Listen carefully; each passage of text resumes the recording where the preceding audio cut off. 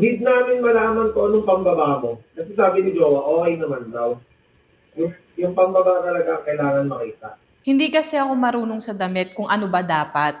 Minsan, pag kay Ate Maria ako nagtanong, mali-mali din. Alam mo, ano to lang, pagod na din ako. Parang may time din talaga na, ano to mo ganyan? Pero parang may mga time na parang, ang dami mo iniintindi.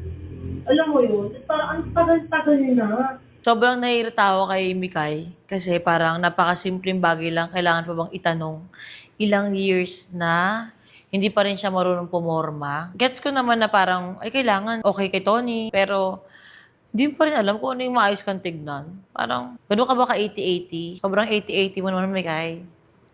Nakairita. Tawag pa rin talaga si Mikay, 2025 na kung ano susuotin niya. Talaga ba?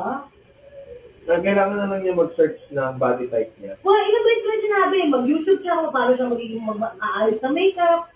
Mag-YouTube siya kung magbabagi sa kanya, mag-mix and match siya. Naiintindihan ko si Tayo lang kasi nahayaan ko, magugulat na lang ako eh. Ito ba? Parang 2025 din, hindi pa rin alam mo na yung suot mo. Oo, tama. Hindi pa rin alam mo anong bagay sa katawan mo at hindi. 24 ka na, ang ina. Mami, ikaw na po. Ikaw na ba? Pwede yung mababa ng battery, sandali lang ha. Mga may Oo, ba't ka kasi siya nakita matawag si Ate Nick? lagi, kada alis, pag hindi ko na gusto ang update niya, sabi ni Ate Marie, pinacheck ko kay Ate Marie. Di ba? Ba't hindi niya ito rin ng mata? Wala ka ng mata? Oo, nagsisimigay ng picture. Tapos nakahilis pa si Mikay. Daw maganda to. Ganun itong forma niya na to. Maganda yung forma niya na to. Pero putang ina, pag na, picture yan eh. Pag nakita mo sa personal, tangan yung tungod ni Mikay, parang akala mo lumuhod sa sa putikan. Negative. Sabihin ko negative lahat ng suit mo yun. Nakaka-drain yung pila. Ilang years na, Mikay. Alamin mo naman, ilang beses sinabi sa'yo, ilang beses na rin siya pinormahan, wa.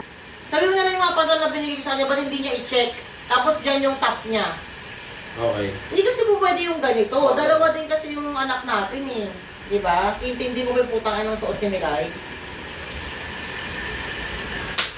Nick, yung mga binigay daw sa'yo ni Tony na pants, tapos yung pantaas mo na yan, nasuot mo ngayon, try mo daw. Ako, hindi ako ungrateful na tao. At matulungin ako sa pamilyang to. Pero dapat lang naman talaga na i-check nila yung damit ko. Dahil sabi nila, ayaw nila ako magmukhang tanga, di ba? Responsibilidad ako ng Toro family. Kanino ako magtatanong? Ano, magla-live ako? Di syempre, sa pamilya ko mismo ako magtatanong. Ano pa't pamilya ko kayo?